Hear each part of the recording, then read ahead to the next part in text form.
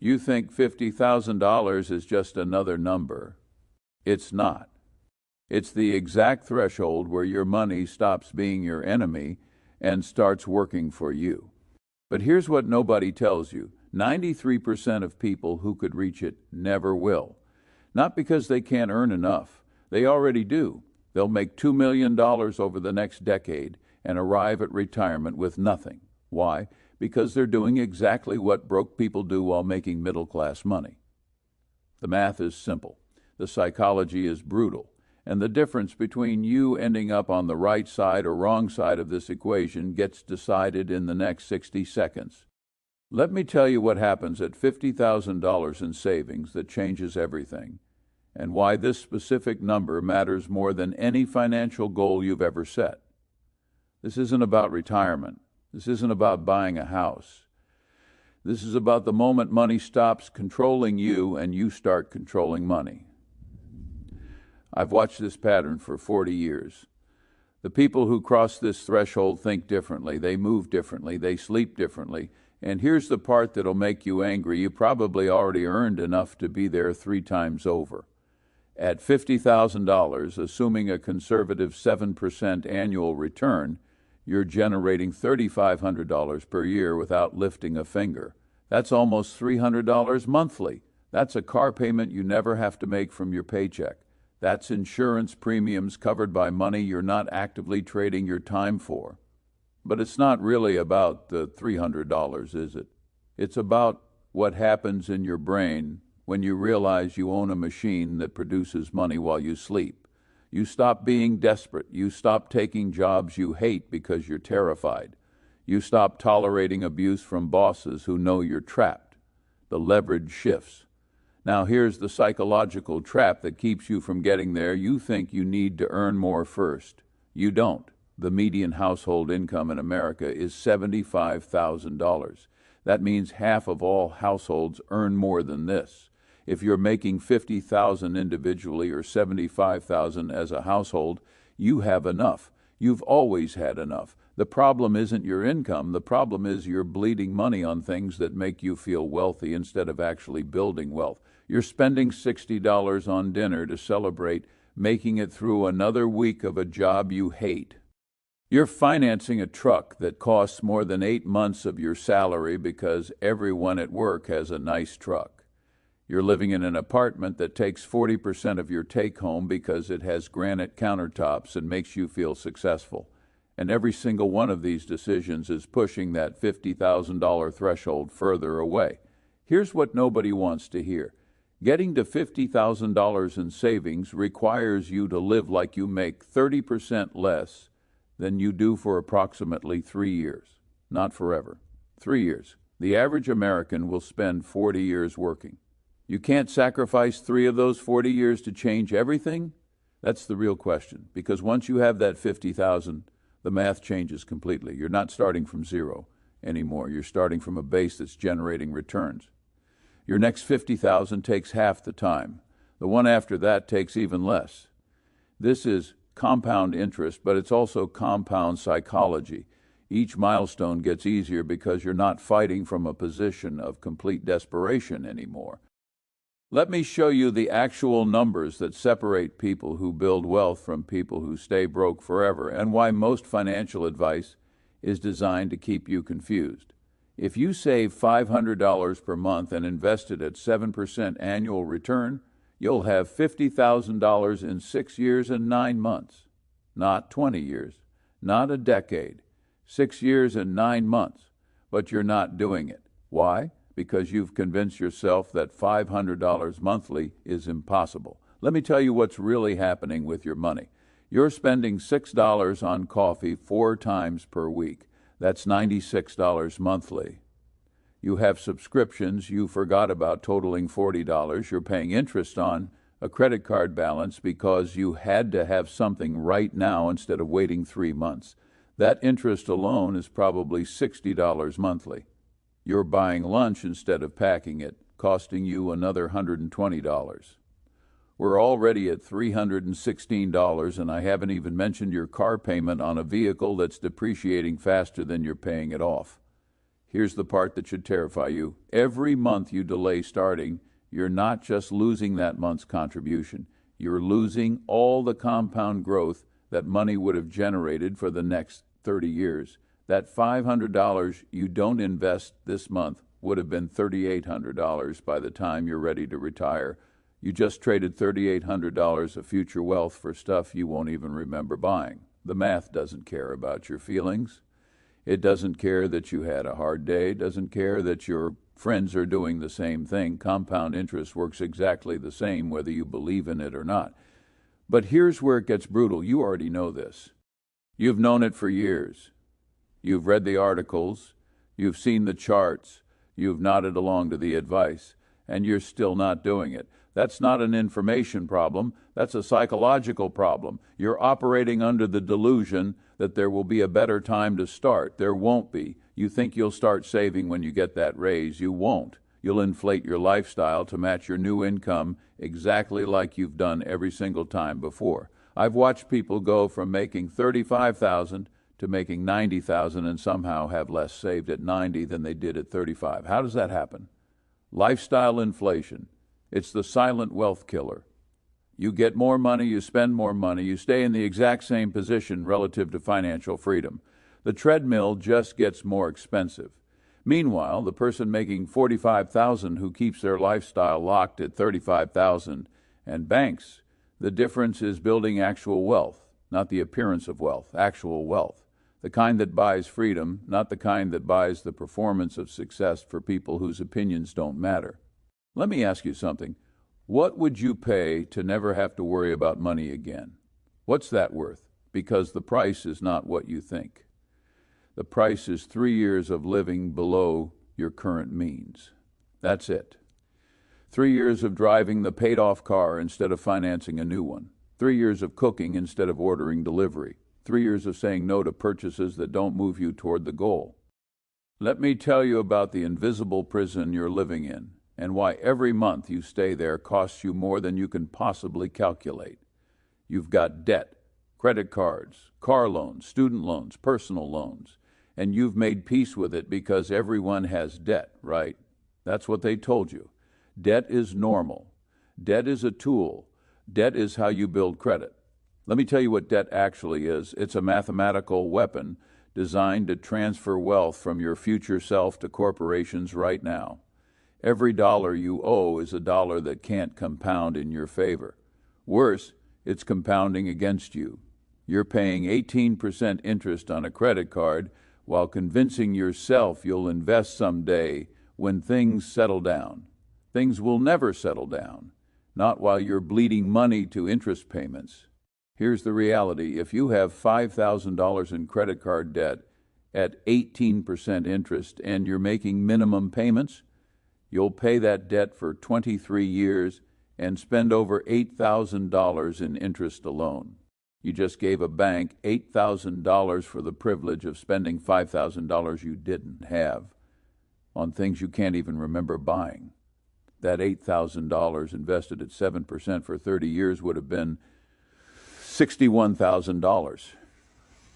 You traded $61,000 of future wealth for $5,000 of instant gratification, and you wonder why you can't get ahead. But it gets worse, because you're not just carrying credit card debt, you're making a $400 monthly payment on a car that's worth less than you owe on it. That's called being underwater, and it's financial quicksand. You can't sell the car without writing a check to cover the difference. You're trapped. That $400 per month for 6 years is $28,800. Invested instead of spent, that would be over $40,000 by the time the loan term ends. You're literally choosing to be poorer to drive a newer car. Let me be clear about something. I'm not saying don't have a car. I'm saying don't finance a depreciating asset when you have $0 saved. Buy a $5,000 reliable car with cash. Drive it until you have $50,000 saved. Then decide if you want something nicer. But you won't do that because you're worried about what people think. You're worried the neighbors will judge you. You're worried your coworkers will think you're struggling. So you spend money you don't have to impress people you don't like while destroying your financial future. That's not financial planning, that's financial suicide. Here's what happens when you eliminate debt. Suddenly that $400 car payment becomes $400 toward your $50,000 goal.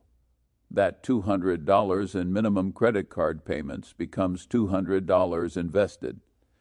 You just found $600 per month without earning a single extra dollar. At $600 monthly, you hit $50,000 in 5 years and 7 months. 5 years. You're going to live the next 5 years anyway. The question is whether you're going to arrive at the end of those 5 years with $50,000 invested, or with a slightly newer car and the same amount of debt you have right now. Your debt doesn't just cost you the interest, it costs you opportunity. Every month you're making payments on the past. Instead of investing in the future, you're falling further behind. The math is exponential, not linear. You're not just missing out on this month's potential growth, you're missing out on decades of compound. Returns on money that's going to banks instead of working for you. Let me tell you about the disease that's keeping you poor and why you'll defend it even as it destroys you. You're addicted to buying things, not because you need them, because buying things makes you feel better for approximately 48 hours. Then you need another hit. You call it treating yourself, you call it self-care, you call it rewarding your hard work. I call it what it is, a consumption addiction that's bleeding you dry. Here's how it works. You have a stressful week. You deserve something nice. You buy it. You feel good for 2 days. Then the guilt sets in, or the novelty wears off, or you see something else you want. The cycle repeats. You're not building a life. You're renting temporary emotional relief with money you desperately need for actual financial security. I've watched this for decades. People making $60,000 living paycheck to paycheck because they cannot stop buying things. Not big things necessarily, small things, constant things, a new shirt here, dinner out there, another gadget, another subscription, another upgrade they don't need, death by 1,000 purchases. And here's the insidious part. Each individual purchase seems reasonable. $30 for dinner isn't crazy. $40 for that thing on Amazon isn't going to break you. $15 for a subscription you'll definitely use isn't a big deal. But you're not making one purchase. You're making 40 purchases per month. And those 40 reasonable purchases add up to $1,200 of money that vanished into thin air.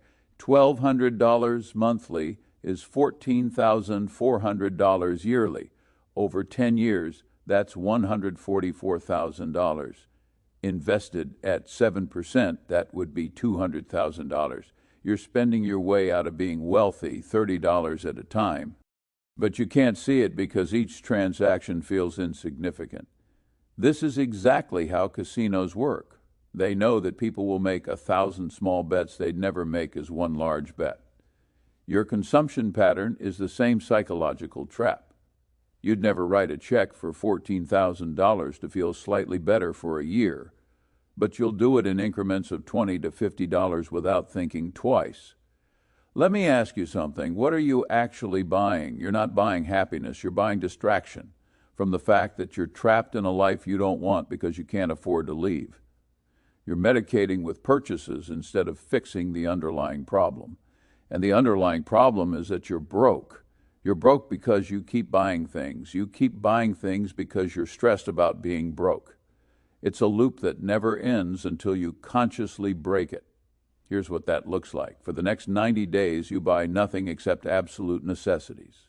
Food, shelter, transportation, medicine, that's it. No clothes, no electronics, no treats, no rewards, nothing. Every time you want to buy something, you write it down instead. In 90 days, you look at that list. I guarantee you won't remember why you wanted most of those things. That's how temporary the desire is. That's how much money you're wasting on impulses that don't even last 3 months. But more importantly, something happens in your brain during those 90 days. You break the stimulus response pattern. You stop getting a dopamine hit from purchasing. You start getting a dopamine hit from watching your savings number grow instead. Your brain rewires. The addiction weakens.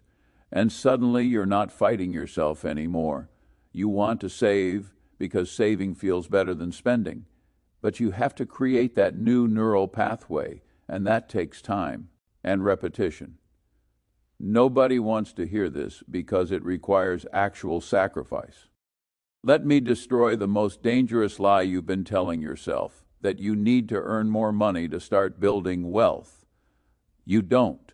You need to stop acting like an idiot with the money you already have. I've seen people making $40,000 build more wealth than people making $120,000. How? Because the person making 40 understood something the six-figure earner didn't. Your income is irrelevant if you spend all of it. Wealth isn't what you make, it's what you keep, and you're keeping nothing. You got a raise last year. Where did it go? You got a bonus. Where is it now? You got a tax refund. What do you have to show for it? Nothing. Because the moment more money hit your account, you found new ways to spend it. Upgraded apartment, nicer car, better restaurants, fancier vacations. Your lifestyle expanded perfectly to consume every extra dollar. This is called lifestyle inflation, and it's why people making $200,000 still live paycheck to paycheck. They're making more, but they're also spending more. And the gap between income and expenses stays exactly the same, zero. Here's what actually happens when you get more money without changing your psychology. You buy a more expensive version of the same life. You're still stressed. You're still worried about money. You're still one emergency away from disaster. You just have nicer stuff while you worry. The prison got more expensive. It's still a prison. Now let me show you what happens when someone making $50,000 decides to live like they make $35,000 and invest the difference. They save $15,000 per year. In 3 years and 4 months, they have $50,000 invested. They now have options. They have leverage. They have the ability to say no to bad jobs, bad relationships, bad situations. The person making $100,000 who spends $100,000, they have nothing. They're completely dependent on next month's paycheck. They're slaves to their income. Who's actually wealthier? The math is clear even if your ego can't handle it. But you don't want to live below your means because you've tied your self-worth to your consumption level. You think driving a certain car means something about who you are. You think living in a certain neighborhood proves something. You think wearing certain brands communicates your value. It doesn't. It communicates that you're financially illiterate. Every wealthy person I know drives a car that's at least 5 years old. They live in houses smaller than they can afford. They wear clothes until they wear out.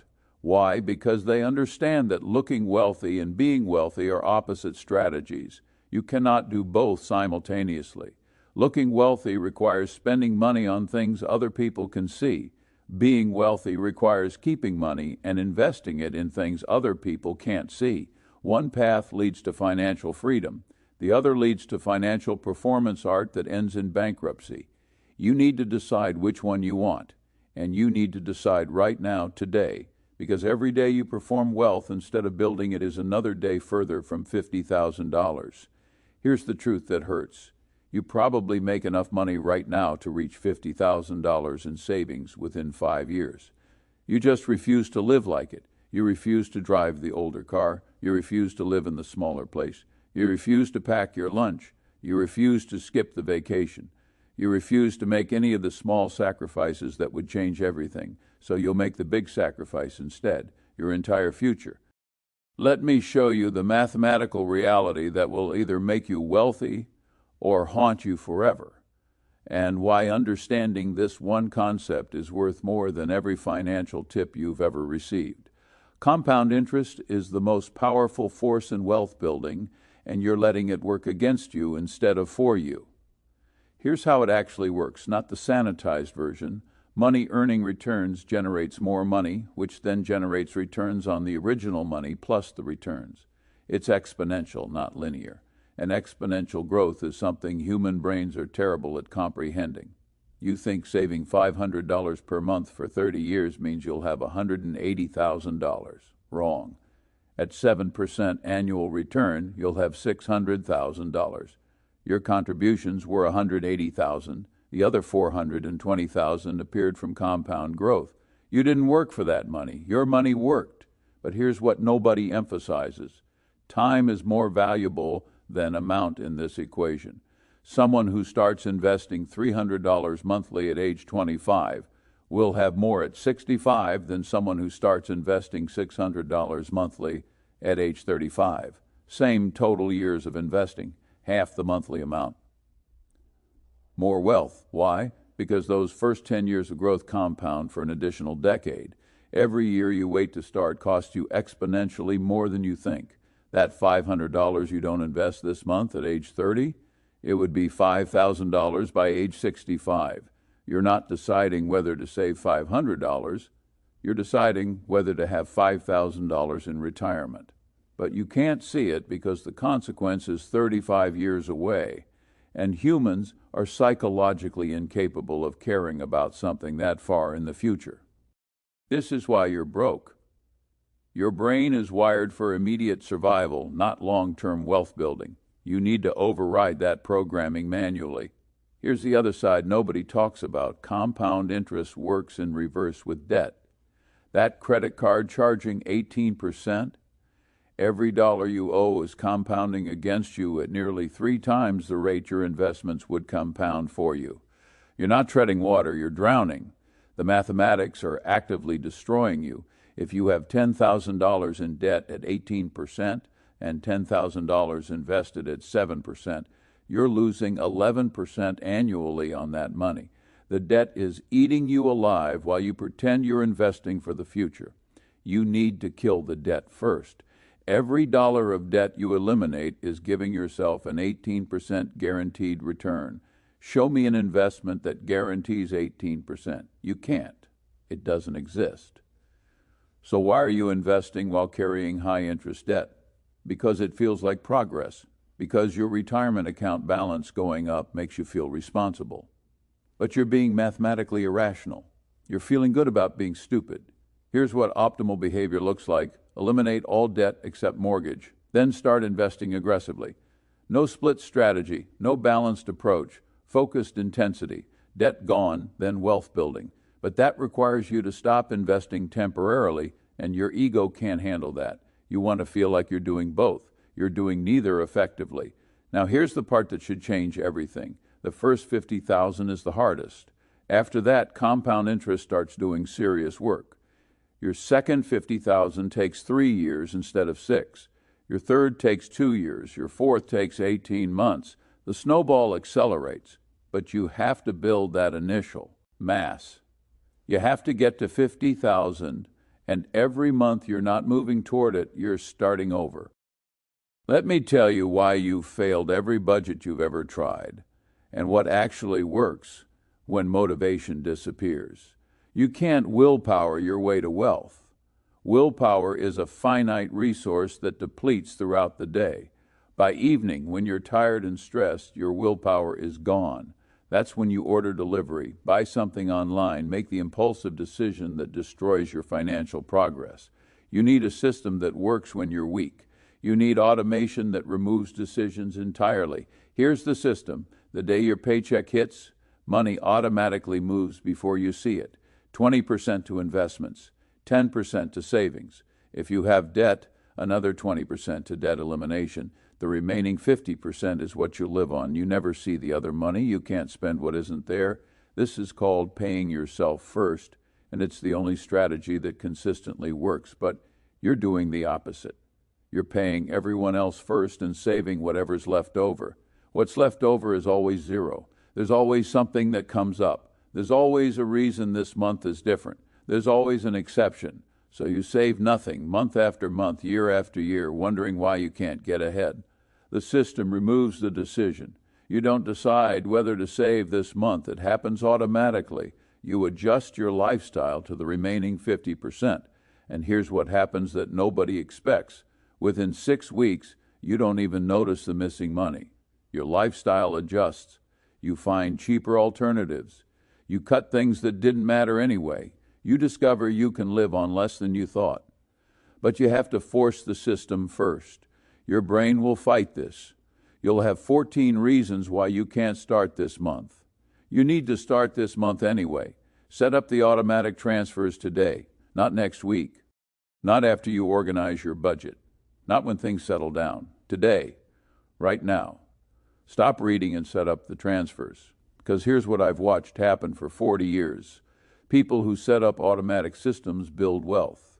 People who rely on manual discipline stay broke. It's that simple. The data doesn't lie. Your intentions are worthless. Your automated systems determine everything. And you need additional systems beyond just the transfers. You need a 48-hour rule. Any purchase over $50 requires a 48-hour waiting period. You write it down, wait 2 days, then decide. 90% of the time, you won't want it anymore. That's how much of your spending is impulse. You need a spending tracker that shows you exactly where every dollar goes, not to judge yourself, to create awareness. You're spending $300 monthly on things you can't even remember. Once you see it itemized, you'll be horrified. That horror is necessary. It creates the emotional weight needed for change. You need a 30-day challenge. Eat every meal at home. Pack your lunch, make your coffee, no restaurants, no delivery, no exceptions. See how much money doesn't leave your account. For most people, it's $600 to $800. That's your investment money. It was there all along. You were just giving it to restaurants. You need an accountability partner who checks your progress monthly, not to shame you, to create external pressure when internal motivation fades. You're going to want to quit. Everyone wants to quit. The accountability partner is why you don't. These systems aren't sexy, they're not exciting, they don't feel like breakthrough financial strategies, they're boring and mechanical. That's exactly why they work. Boring and mechanical wins. Exciting and emotional loses every single time. Let me tell you about the most expensive mistake you're making and why the people you think are rich are actually broke. You're confusing the appearance of wealth with actual wealth, and it's destroying any chance you have at financial freedom. That guy driving the $80,000 truck, he's got a 7-year loan at 9% interest and negative equity. That woman with the designer handbag, she put it on a credit card she's paying minimum payments on. That couple with the beautiful house, they're house poor, spending 60% of their income on mortgage, taxes, and maintenance while their retirement accounts are empty. You're watching people perform wealth while going bankrupt, and you're trying to join the performance. Stop. The actual millionaires I know are invisible. They drive 10-year-old Hondas, they live in average neighborhoods, they buy clothes at normal stores, they look completely ordinary, and they're financially free while you're enslaved to a paycheck trying to look successful. Here's the trade-off nobody explains clearly. Every dollar you spend on looking wealthy is a dollar that can't make you actually wealthy. You cannot have both. You have to choose. Do you want people you barely know to think you're successful, or do you want to actually be financially independent? Because I promise you, the people you're trying to impress aren't thinking about you at all. They're too busy trying to impress someone else. It's an endless loop of performance that ends in collective poverty. Let me show you what this looks like in practice. You buy a $40,000 car to look successful. If you'd bought a $10,000 car and invested the $30,000 difference at 7%, in 30 years that's $228,000. You traded $250,000 of future wealth for the temporary feeling of driving something nice. Was it worth it? You moved into an apartment that cost $2,000 monthly when you could live comfortably at $1,300. That $700 difference invested monthly becomes over $860,000 over 30 years. You traded nearly $1 million to live in a place with slightly nicer countertops. Think about that, $1 million for granite instead of laminate. You're buying clothes you don't need to project an image that doesn't matter. You're taking vacations you can't afford because everyone posts vacation photos. You're going to restaurants weekly because that's what successful people do, right? Wrong. Successful people build assets. People performing success buy liabilities, and you can't tell the difference by looking at them. That's the trap. The truly wealthy person and the person drowning in debt both have nice things, but one owns their things, the other is owned by their things. One has $1 million invested, the other has $1 million of stuff that's depreciating. In 20 years, one will be financially free. The other will still be working, still be stressed, still be trying to maintain the performance. Here's what you need to understand. Nobody is coming to save you. Your parents aren't leaving you an inheritance. You're not going to win the lottery. That startup you're thinking about isn't going to make you rich. The only path to wealth for normal people is spending less than you make and investing the difference for decades. That's it. There's no secret. There's no shortcut. There's just math and discipline and time. But you can't do that while you're spending every dollar trying to look like you don't need to do that. You need to make a decision right now. Do you want to impress strangers? Or do you want to be free? Because you're going to spend the next 30 years either way. You can spend them maintaining an expensive image while staying broke, or you can spend them building actual wealth while looking ordinary. Let me tell you what $50,000 actually buys you, and why it's not about the money at all. Financial freedom isn't about being rich. It's about having options, and options are what you've been selling off every single month without realizing it. Right now, you have no options. You hate your job? Too bad. You're trapped because you need next month's paycheck. Your boss is abusive? You take it because you can't afford to leave. You want to start a business? Impossible. You need steady income to cover your expenses. You want to move to a different city? Can't do it. You're locked into your lease and your job. This is what being broke actually means. You have no ability to make choices based on what you want. Every decision is made based on what you can afford, which is nothing. You're a passenger in your own life. $50,000 changes the equation completely. That's roughly 1 year of living expenses for most people, 1 year of options, 1 year where you can say no to the job that's killing you, 1 year to try something different, 1 year of leverage. Suddenly you're negotiating from a position of strength instead of desperation. Your boss knows you can walk. Your clients know you're not desperate for their business. You know you can survive while you figure out the next move. This psychological shift is worth more than any amount on paper. But it's not just about quitting jobs. It's about every choice you make. You need a new car? You're not forced to finance. You can pay cash and avoid years of interest payments. Medical emergency? You handle it without destroying your credit. Opportunity to invest in yourself? You can take it without going into debt. Every option that other people stress about becomes a minor inconvenience for you. This is what wealth actually provides, distance between you and disaster. Right now, you're 1 car repair away from crisis, 1 medical bill away from bankruptcy, 1 job loss away from homelessness. That's not exaggeration. That's statistical reality for 78% of Americans living paycheck to paycheck. You're constantly on the edge. The stress is killing you. Your health is suffering. Your relationships are strained. Your mental health is deteriorating. And you think the problem is that you don't make enough money. The problem is you have 0 buffer between you and catastrophe. $50,000 is the buffer. It's the cushion. It's the thing that lets you breathe, and here's what happens when you can breathe. You make better decisions. You're not desperate anymore. You're not making choices from fear. You can think long-term instead of just surviving until Friday. Your entire decision-making framework improves because you're not operating from panic. Let me ask you this. What would you do differently if you had 1 year of expenses saved? Would you stay at that job? Would you live in that city? Would you tolerate that relationship? Would you take that risk? The answer to those questions reveals what you're actually sacrificing by staying broke. You're not just sacrificing money, you're sacrificing the life you actually want to live. Every day you remain at 0 savings is another day where fear makes your decisions for you, and fear is a terrible decision maker. Fear keeps you small. Fear keeps you trapped.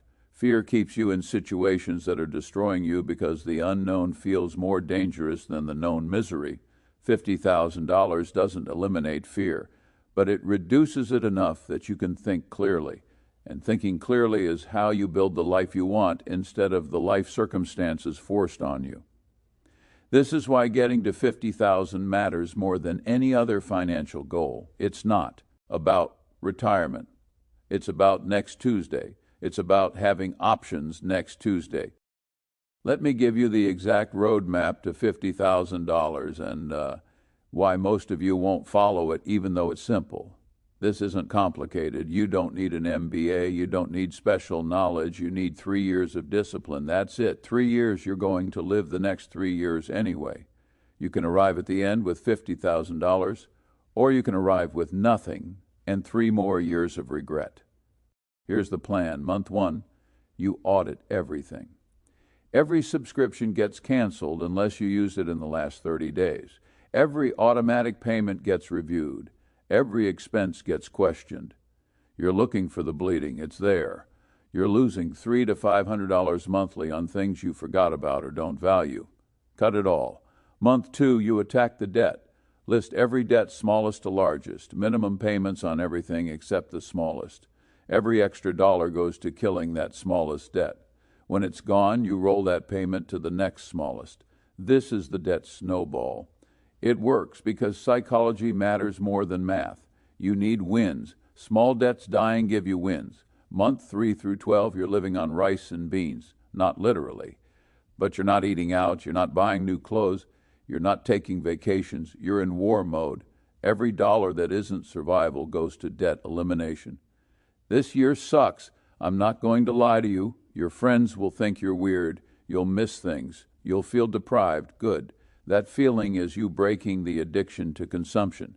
That discomfort is growth. By month 12, if you're making $50,000 and living on $35,000, you've eliminated $15,000 in debt and started building momentum. Your smallest debts are gone. You have fewer monthly payments. You're breathing slightly easier. Year 2, you maintain the intensity. Debt elimination continues. But now you're also building a small emergency fund. $1,000. That's your buffer against life's small catastrophes. The car repair doesn't become a crisis. The emergency room visit doesn't require a credit card. You're creating stability. By the end of year 2, most of your consumer debt is gone. Maybe you're still carrying student loans or a mortgage, but the credit cards are dead. The personal loans are eliminated. The car is paid off, or you sold it and bought something cheaper with cash. You've freed up hundreds of dollars monthly in payments. Year 3 is when everything accelerates. Now you're investing aggressively. That freed up payment money plus your savings rate means you're putting away $1,200 to $1,500 monthly. This is when you see the account balance actually grow. This is when compound interest starts becoming visible. This is when you realize you're going to make it. By month 36, you have $50,000. Maybe it's $48,000, maybe it's $53,000. The exact number doesn't matter. You cross the threshold. You have options now. You have leverage. You have freedom. But here's what actually happens. For most people reading this, you'll try for 6 weeks. Something will come up. You'll make an exception, then another exception. Then you'll quit and tell yourself it's impossible. It's not impossible. It's uncomfortable. There's a difference. You're just not willing to be uncomfortable for 3 years to change the next 40 years of your life. You'd rather be comfortable now and desperate later. That's your choice. Nobody can make it for you. I can show you the path. I can't walk it for you. The question is simple. Do you want $50,000 in 3 years, or do you want 3 more years of the same financial? Stress you're experiencing right now? Choose.